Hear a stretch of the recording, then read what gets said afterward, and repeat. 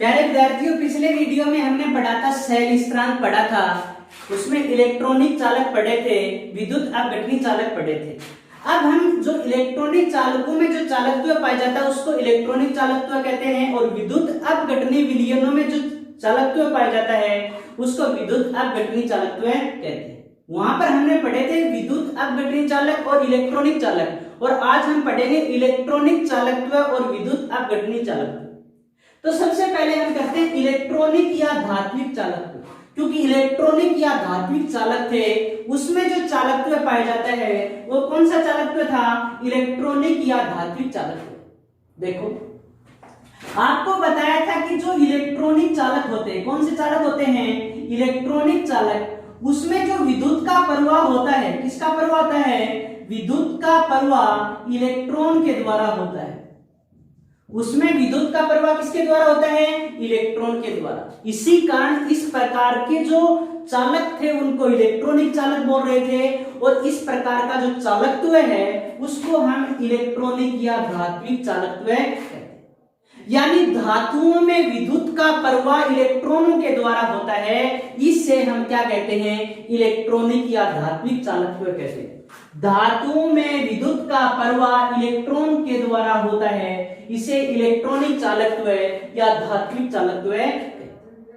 अब ये धात्विक चालकत्व निर्भर किस पर करता है? देखो, एक तो ये निर्भर करेगा धातु की प्रकृति और संरचना।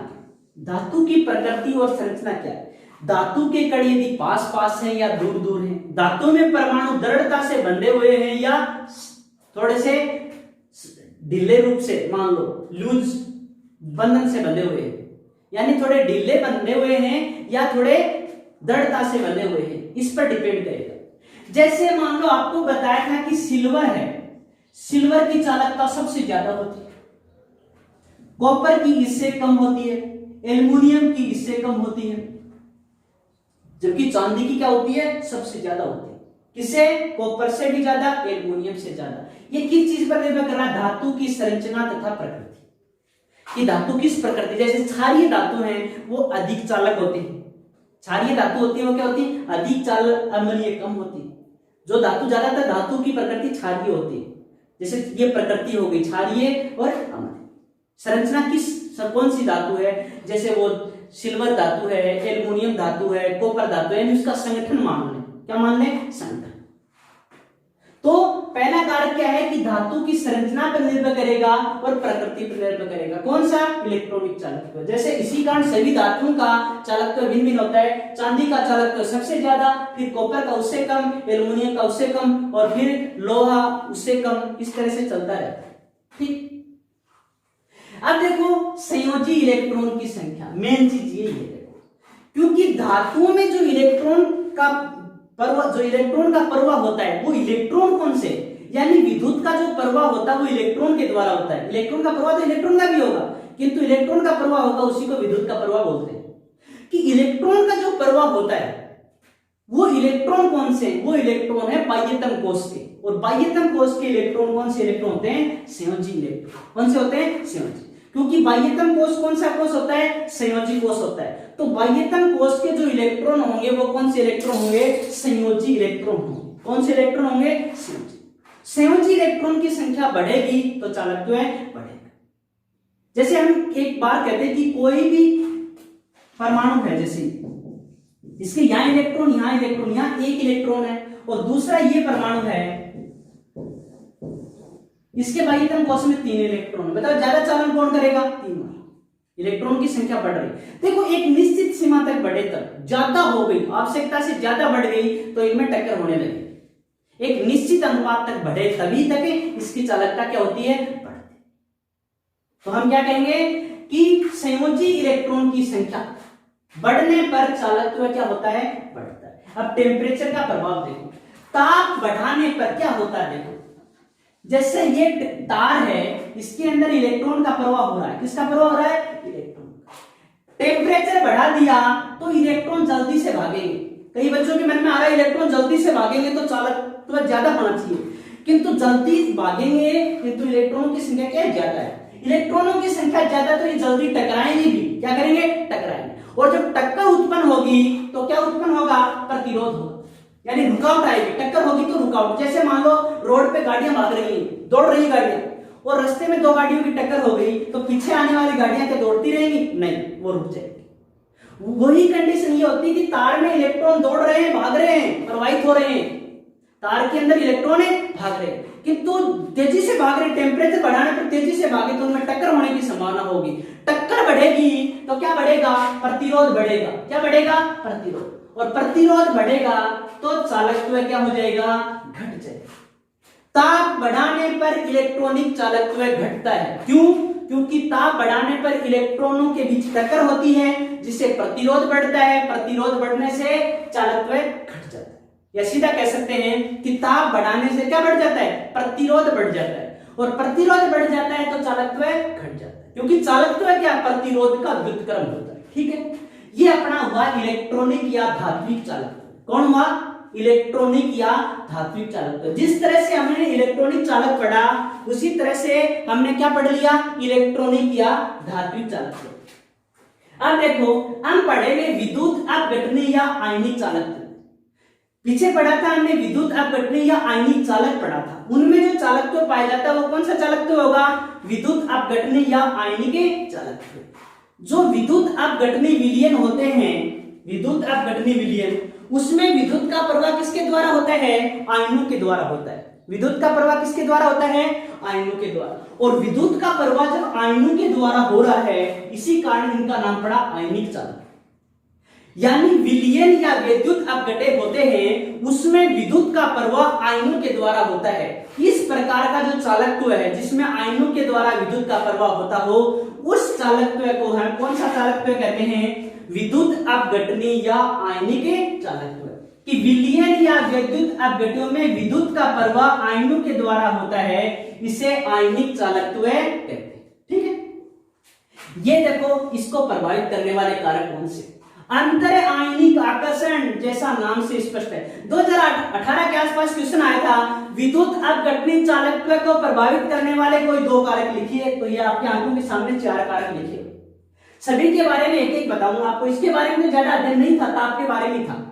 यहाँ पर देखो, अंतर आयनिक आकर्षण क्या होता है? अंतर आयनिक आकर्षण हम किसको कहेंगे? कि आयनों के बीच आकर्षण। जैसे आयन भाग रहे हैं विलयन में और आयनों के बीच आकर्षण बढ़ गया, आयनों के बीच आकर्षण बढ़ गया, खिंचाव बढ़ गया, तो भागने में ज्यादा दिक्कत आएगी, भागने में रुकावट उत्पन्न होगी। रुकावट उत्पन्न होगी तो चालकत्व क्या हो जाएगा? घट जाएगा। ये पहली कंडीशन भी चालकत्व को घटा देती, क्योंकि आयनों के बीच आकर्षण बढ़ेगा तो उनकी गति धीमी पड़ जाएगी। गति धीमी पड़ गई तो क्या हो गया? चालकत्व घट जाएगा। आयनों का विलायक योजन। अब देखो, आयन विलायक के कण से जुड़ा है। ये आयन है, मान लो ये प्लस है, ये विलायक का कण है, इससे जुड़ गया तो कण का आकार क्या हो गया? बड़ा हो गया। एक तो मान लो कोई हल्की वस्तु दौड़ रही है और एक भारी वस्तु दौड़ रही है। ये मान लो कि एक ही हल्की लड़की 40 केजी की लड़की डांस कर रही है और एक 60 केजी की लड़की, तो डांस करने की आसानी किसमें रहेगी? 40 केजी। जिसका वेट कम होगा उसमें उछलने में आसानी रहेगी। उसी तरह से जिस कण का वेट कम होगा, जो कण छोटा होगा वो जल्दी भागेगा और जो कण बड़ा होगा वो धीरे धीरे भागेगा। यदि आयन का विलायक योजन हो गया, क्या हो गया? आयन का विलायक योजन हो गया तो कण क्या हो गया? बड़ा हो गया।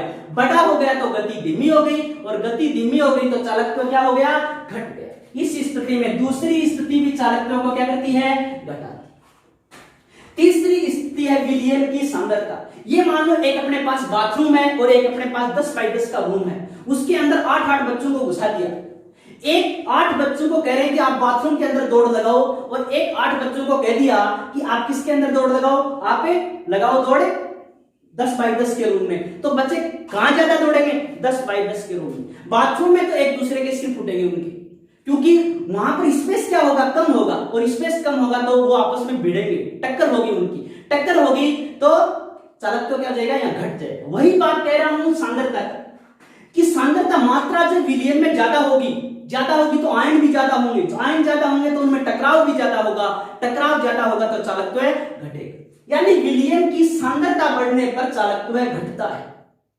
चलो, सांद्रता बढ़ गई, वही बात है जैसे बाथरूम के अंदर 8 बच्चे, वहां सांद्रता ज्यादा है, और 10x10 के रूम में 8 बच्चे, वहां सांद्रता क्या है? कम है।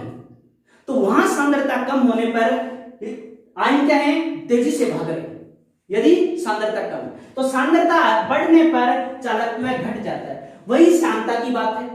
एक तो गाढ़ी चीज में कोई चीज दौड़ लगाए, जैसे एक तो हम किसी भी मच्छर को चीनी के घोल में डाल दिया यानी तेल में डाल दिया और एक को पानी में डाल दिया, तो वो कहां तैरने की कोशिश ज्यादा करेगा, वो पानी में ज्यादा तैरेगा और तेल में कम तैरेगा, क्योंकि तेल गाढ़ा होता है और पानी पतला होता है।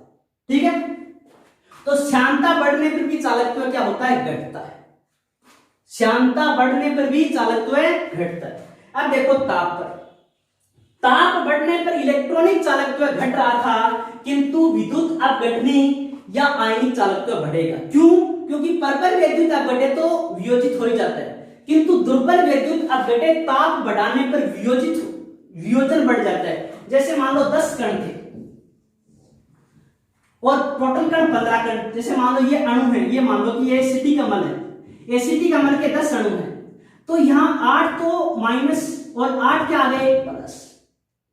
अब ये ताप बढ़ाया तो वियोजन बढ़ा, यानी टूटने की प्रवृत्ति क्या हुई, बढ़ी है। टूटने की प्रवृत्ति बढ़ी है तो आयन बढ़ गए, यानी 9 आयन हो गए। एक तो 8 आयनों के कारण चालकता थी और एक 9 आयनों के कारण चालकता। स्पेस वही है, वो बाथरूम और रूम वाले कंडीशन में मत जाना, स्पेस वो का वही है। तो यहां क्या है, 8 आयनों के कारण हो गया 9 आयनों के कारण, यानी ताप बढ़ाने पर वियोजन बढ़ जाता है। ये बात नहीं लिखो तो भी चलेगा, वियोजन बढ़ जाता है, वियोजन बढ़ने से आयन बढ़ते हैं और आयन बढ़ने से चालकत्व बढ़ जाता है। दो बात और याद रखनी, देखो एक प्रत्यावर्ती धारा होती है और एक दिष्ट धारा। जो धारा समय के साथ परिवर्तित होती है उसको प्रत्यावर्ती धारा, और समय के साथ परिवर्तित नहीं होती है उसको दिष्ट धारा डीसी कहते हैं, और जो परिवर्तित होती है उसको एसी कहते हैं। यानी डीसी के प्लस माइनस चेंज नहीं होते, प्लस से प्लस जोड़ना और माइनस से माइनस जोड़ना पड़ता है, किंतु एसी में ध्यान रखना कि प्लस माइनस परिवर्तित होते रहते हैं। जैसे अपना 2 पिन प्लग है, उसको इस तरह से घुसा दो प्लग में, चाहे इस तरह से घुसा दो, कोई फर्क पड़ेगा क्या पंखा चलने पर या किसी से जुड़ा हुआ वो 2 पिन प्लग, उसको चाहे इस तरह से घुसाओ चाहे इस तरह से घुसाओ, कोई चेंज नहीं आएगा। यानी डीसी चेंज करती, डीसी प्रवाह से विलयनों का संगठन बदल जाता है। पूछता है कि डीसी प्रवाह से विलयनों का संगठन बदल जाता है क्यों, तो हम क्या कहेंगे कि विलयनों में रासायनिक अभिक्रियाएं होती, आयनों को चेंज कर देते, विलयनों में रासायनिक अभिक्रिया होती। इसका कारण ये होगा कि डीसी प्रवाह से विलयनों का संगठन बदल जाता है। क्यों? क्योंकि डीसी प्रवाह से क्या होता है, उसमें विभिन्न रासायनिक अभिक्रिया होती। डीसी प्रवाह से धातुओं का संगठन नहीं बदलता है, अपरिवर्तित रहता है। इसका कारण क्या है कि इलेक्ट्रॉन एक सिरे से प्रवेश किए और दूसरे से निकल गए। जैसे चांदी का तार है तो चांदी का ही रहेगा, वो जैसा मोटा है वैसा ही रहेगा। जैसे तार की जो मोटाई थी हमने विद्युत प्रवाहित करी तो तार की मोटाई घट थोड़ी गई, नहीं। डीसी प्रवाह से धातुओं का संगठन अपरिवर्तित रहता है। क्यों?